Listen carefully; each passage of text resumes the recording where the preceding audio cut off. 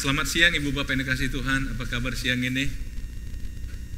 Luar biasa, semua baik-baik saja. Ya, puji Tuhan. Saudara-saudara, sebelum saya sampaikan firman Tuhan, ada sedikit pengumuman bagi kita. Yang pertama bahwa hari Kamis ini adalah hari besar kita, perayaan hari kenaikan Yesus Kristus. Ya. Dan dari 4 ibadah yang biasa kita lakukan, tapi khusus hari Kamis ini kita hanya 2 kali ibadah, tolong dicatat. Jadi Kamis ini perayaan hari kenaikan Yesus kita ibadah hanya 2 kali saja, jam 11 dan jam 2. Jadi saudara bisa menyesuaikan waktu saudara pada jam-jam tersebut ya. Jadi jam 11 dan jam 2, jam 11 seperti saat ini dan jam 2. Jadi sekali lagi saudara bisa menyesuaikan waktu saudara.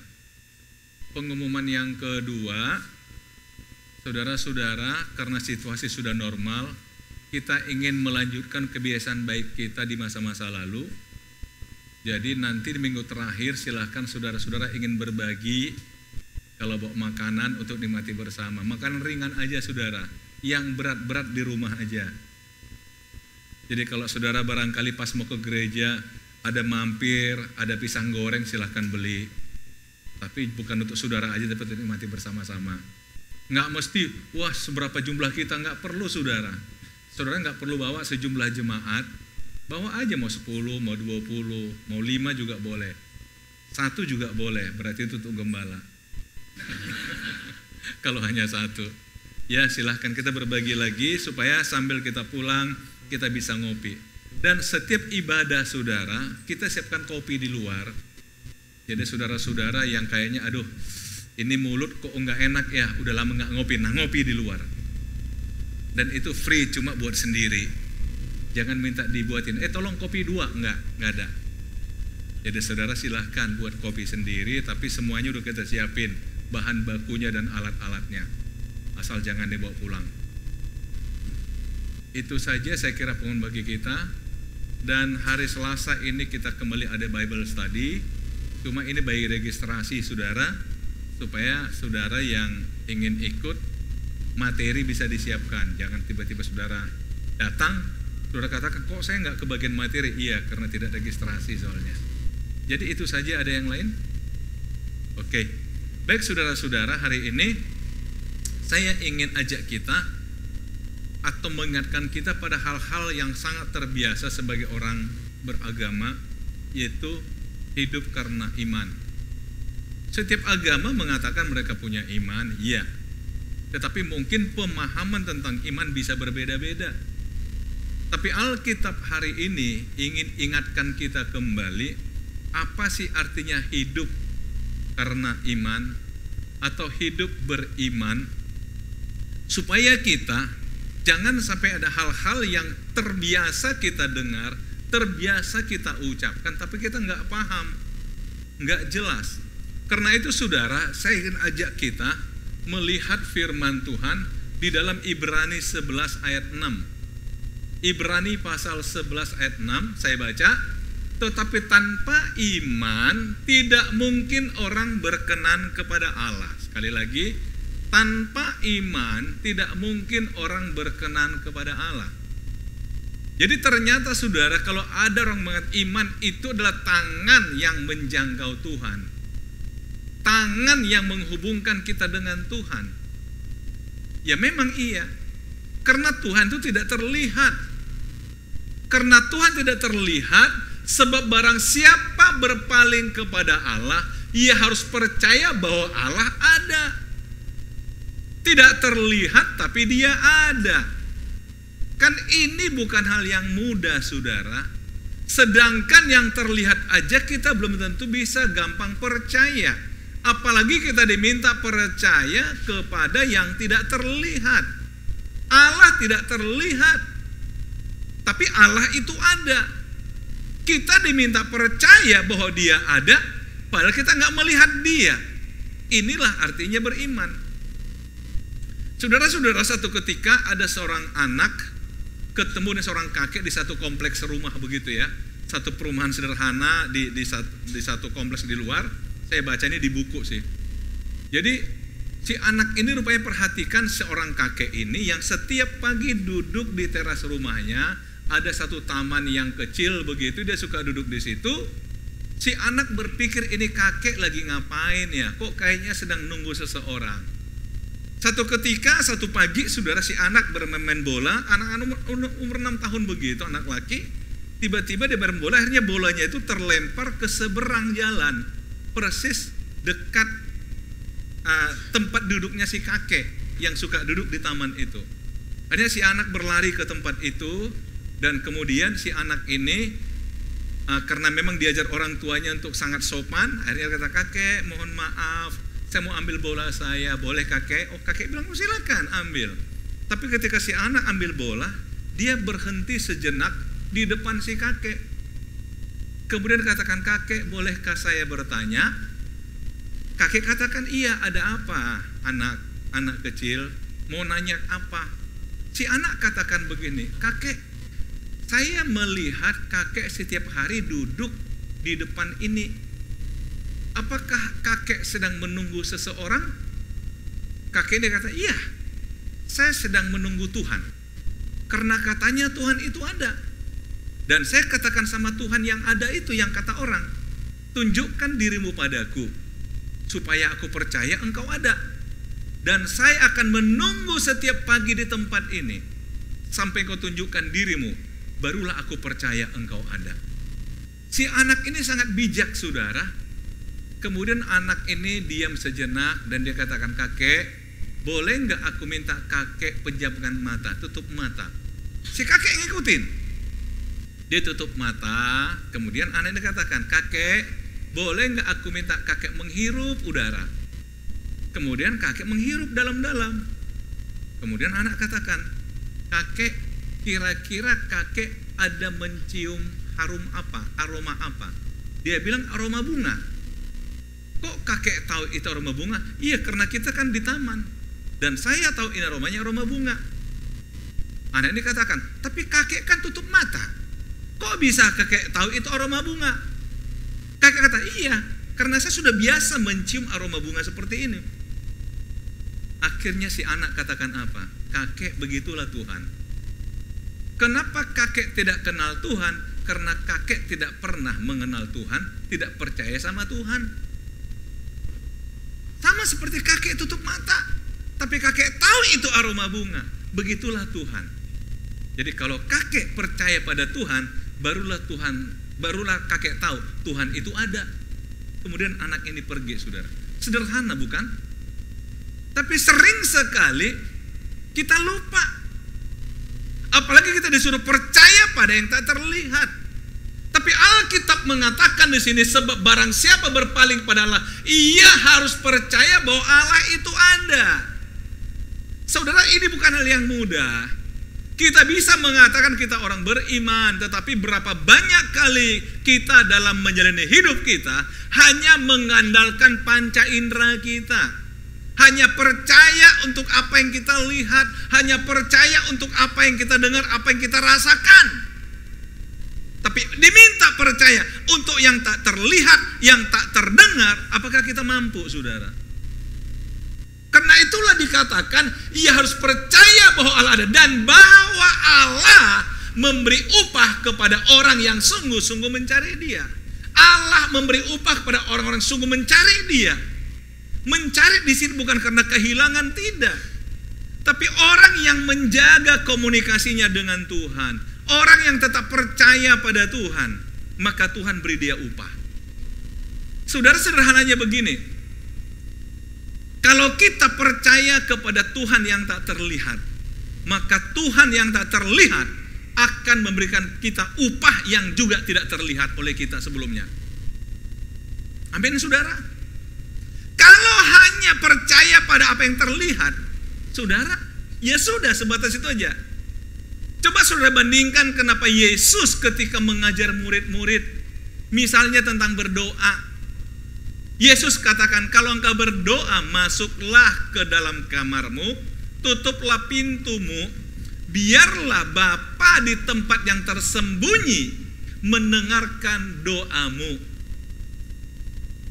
maka Bapa itu yang akan memberi upah kepadamu. Ini Yesus sampaikan untuk membandingkan orang yang suka pamer dengan doa. Tujuannya supaya dipuji orang. Simpelnya begini saudara, seandainya saudara berdoa, kemudian ada yang dengar, doa saudara rapi, waduh rapi. Ada yang katakan, wah doamu bagus sekali ya, waduh luar biasa doa kamu. Gimana sih caranya doa seperti itu? Akhirnya kita, waduh terima kasih ya buat pujian kamu, kita bangga. Aduh doaku ternyata katanya benar, doaku kayaknya bagus ya. Tapi pertanyaan saya, apakah orang yang dengar doamu bisa jawab doamu? Bisa nggak dia jawab apa yang kau minta dalam doamu? Nggak bisa. Tapi kau dapat pujian, iya. Tapi doa itu siapa yang jawab? Harusnya Tuhan. Artinya begini saudara, berarti kalau kita berdoa pada Tuhan yang tak terlihat, karena memang kita sedang menyampaikan pada Tuhan hal-hal yang tidak terlihat oleh kita, yang tidak terdeteksi oleh kita, betul? Dan biarlah Tuhan melakukannya itu bagi kita. Bukan karena orang puji kita, doa terjawab, enggak. Makanya dikatakan harus percaya bahwa Allah itu ada, dan Allah yang memberi upah kepada orang yang sungguh-sungguh. Itulah artinya iman saudara. Jadi kalau saudara kembali dalam Ibrani pasal 11 ayat 6 ini, di sana coba dijelaskan beberapa orang-orang beriman yang hidup dalam zaman Alkitab. Mereka berani percaya, mereka berani berharap. Karena memang kalau kita bicara iman, di dalam ayat 1 katakan, iman adalah dasar dari segala sesuatu yang kita harapkan. Dasar dari segala sesuatu yang kita harapkan. Jadi orang beriman itu tidak akan pernah putus asa. Asa kan artinya harapan. Kalau orang putus asa berarti tidak beriman. Dia tidak punya dasar berharap. Sementara orang beriman itu punya dasar berharap. Bahkan dikatakan apa?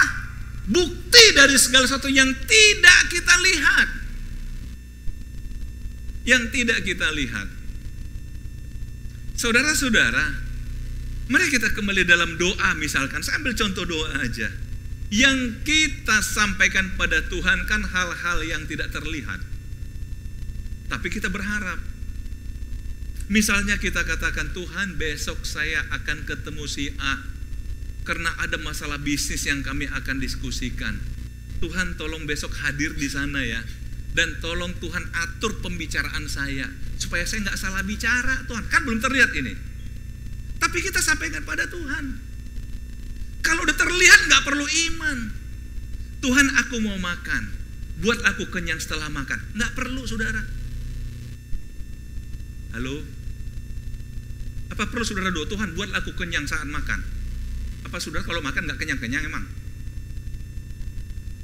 Kan itu sudah sangat nyata saudara. Artinya bukan mengabaikan bahwa doa begitu salah, bukan itu maksud saya.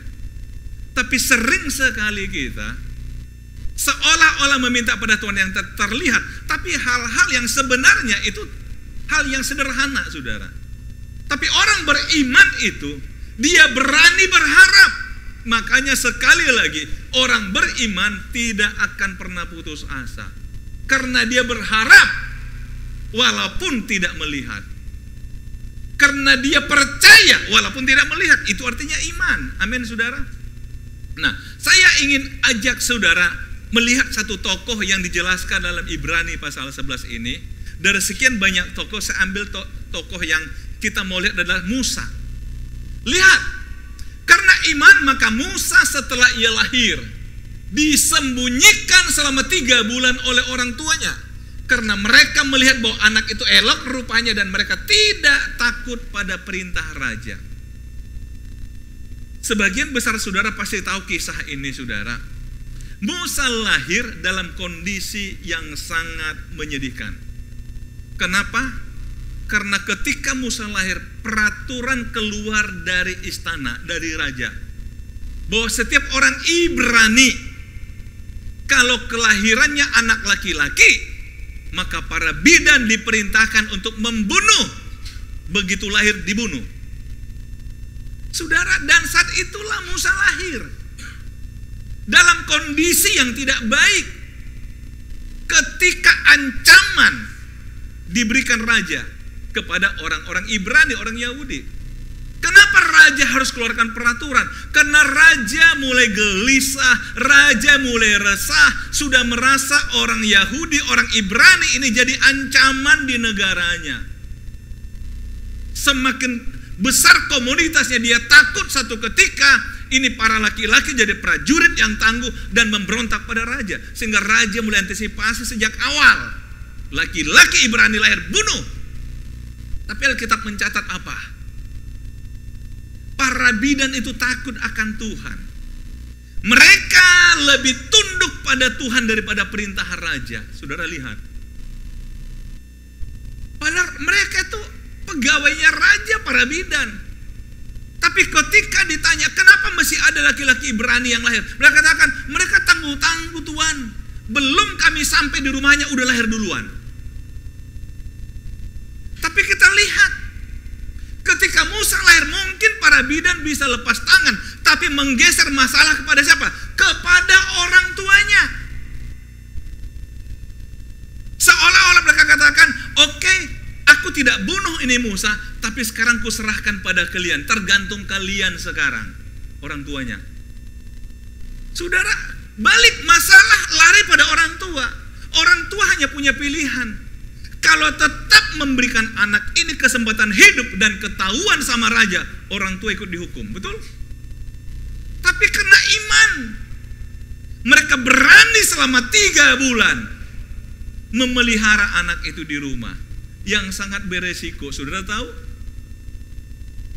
anak kan kerjanya nangis. Nggak mungkin tangisan nggak kedengaran tetangga.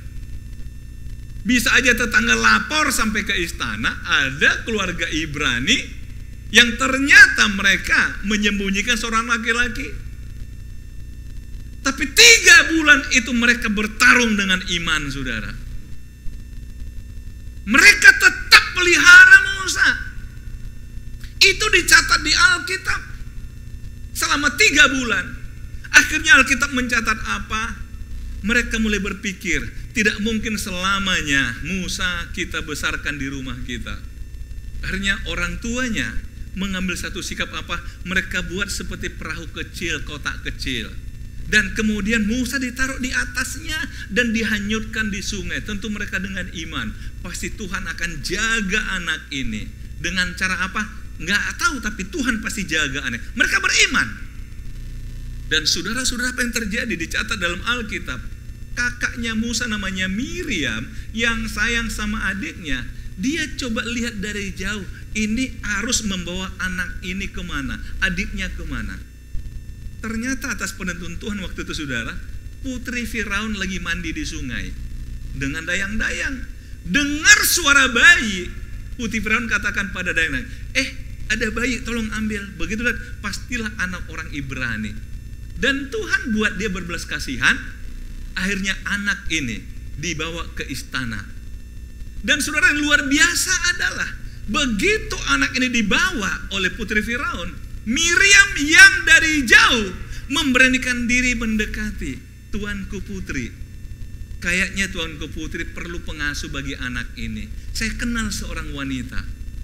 Akhirnya dikatakan apa? Oh iya, saya perlu. Dan tuanku putri, saya akan panggil wanita. Ternyata ibu kandungnya Musa sendiri. Coba, ini kan di luar nalar, saudara. Dan Alkitab mencatat akhirnya Musa dipelihara oleh ibu kandungnya dalam perlindungan istana. Kalau tadinya bersembunyi dari istana, sekarang dipelihara ibunya dalam perlindungan istana. Nggak masuk akal. Tapi inilah upah dari iman tadi. Dan saya percaya akhirnya dengan biaya istana, ibunya Musa membesarkan Musa, tapi sekaligus juga dia mengajar tentang imannya kepada Tuhan. Amin, saudara. Seandainya dibuat sinetron ini, saya kira berseri-seri. Tapi itu dicatat dalam Alkitab, saudara, sebagai bukti iman. sebagai bukti iman. Akhirnya apa yang terjadi? Lihat peristiwa berikutnya adalah dicatat.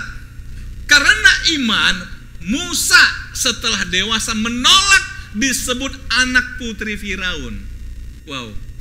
Padahal kalau kayak kita merasa kok nolak sih? Kan lebih enak anak putri Firaun. Tetapi karena iman lagi, karena iman, ia lebih suka menderita sengsara dengan umat Allah daripada untuk sementara menikmati kesenangan dari dosa. Saudara lihat, karena iman, dia tidak terpengaruh dengan kesenangan yang sifatnya sementara. Karena dia beriman. Dari siapa dia belajar? Pasti dari mamanya. Amin, saudara. Jadi saudara lihat, dia menolak diangkat jadi putri Firaun. Dia lebih suka hidup menderita dengan rakyatnya. Dan memang terbukti saudara ketika saudara baca dalam Alkitab, satu ketika Musa sedang keluar dari istana, dia lihat ada orang Mesir membunuh orang Ibrani. Apa sikap Musa? Dia bunuh orang Mesir itu, betul? Ini kan beresiko bagi dia. Harusnya saudara, dia punya pilihan. Dia membela orang Mesir karena dia hidup di istana. Tapi dia membela orang yang berlawanan dengan istana, yaitu orang Ibrani. Saudara-saudara, dia ambil resiko itu. Karena apa? Karena iman. Ini umat Tuhan. Kok dianiaya? Dia bela. Walaupun gara-gara itu Firaun marah sama dia, betul? Bagi dia nggak ada masalah. Nggak ada masalah. Bahkan Alkitab mencatat, karena iman maka ia telah meninggalkan Mesir dengan tidak takut. Dia pilih tinggalkan Mesir. Ketika dia tahu raja nggak suka sama dia, dia tinggalin Mesir. Tinggal di Midian, di kampung. Akhirnya menjadi peternak, saudara. Nggak masalah bagi dia. Ia bertahan sama seperti ia melihat apa yang tidak kelihatan. Saudara, mari kita buat andai-andai lah. Seandainya Musa tetap di istana dan dia mau diangkat jadi putri, jadi anak dari putri Firaun. Kira-kira kalau bicara karir, paling tinggi karir Musa apa sih di istana? Apa mungkin jadi pengganti Firaun? Gak akan mungkin, karena dia orang Ibrani. Betul? Kira-kira paling sebatas apa paling tinggi karir dia? Tapi kita lihat faktanya. Ketika dia tinggalkan Mesir, 40 tahun dia bergumul dengan kehidupan yang sangat berbeda. Tapi dari sana Tuhan katakan, Musa, engkau harus kembali ke Mesir. Tapi bukan sebagai anak dari putri Firaun, tapi aku akan bawa engkau langsung berhadapan dengan Firaun. Artinya apa? Levelnya sama dengan Firaun. Betul? Saudara lihat. Dan singkat cerita saudara tahu, terjadi seperti pertarungan antara Musa dengan Firaun. 1 lawan 1, saudara. Siapa yang menang? Musa. Dan bahkan Alkitab mencatat, Musa akhirnya diizinkan membawa keluar semua orang Israel yang jumlahnya 2 juta lebih, saudara. Kenapa Alkitab mencatat 650.000 orang laki-laki dewasa? Tidak dihitung wanita dewasa dan anak-anak. Jadi kali 3 aja 2 jutaan, saudara. Dan Musa bisa pimpin itu keluar dari Mesir dengan berhasil. 40 tahun lamanya harus mikirkan makan mereka, harus mikirkan nginap mereka. Maaf saudara, kita mimpin tur aja 20 orang, stres luar biasa. Padahal hanya 4 hari. Halo, siapa yang pernah memimpin tur di sini? Dan Alkitab mencatat cuma sekali Musa marah karena nggak tahan, saudara. Hanya sekali dalam 40 tahun. Sementara kita dalam 5 hari, setiap hari marah. Karena itu saudara, saya pernah baca satu buku yang mengatakan Musa pemimpin terbesar yang pernah hadir di dunia ini. Kemampuan dia memimpin itu. Itulah imannya Musa. Dia tidak mau di bawah bayang-bayang putri Firaun. tapi dia merasa bahwa dia harus datang sebagai penyelamat umat Tuhan yang akan melepaskan umat Tuhan dari tangan Firaun. Karena iman. Dan itu kenyataan, saudara. Orang beriman mendapat upah dari Tuhan. Kalau saudara ingin melihat tangan Tuhan yang tak terlihat melakukan hal-hal yang tidak terlihat pada saudara, tetaplah percaya Tuhan itu ada dan Tuhan memberi upah. Amin, saudara. Hiduplah sebagai orang beriman. Tuhan Yesus memberkati kita.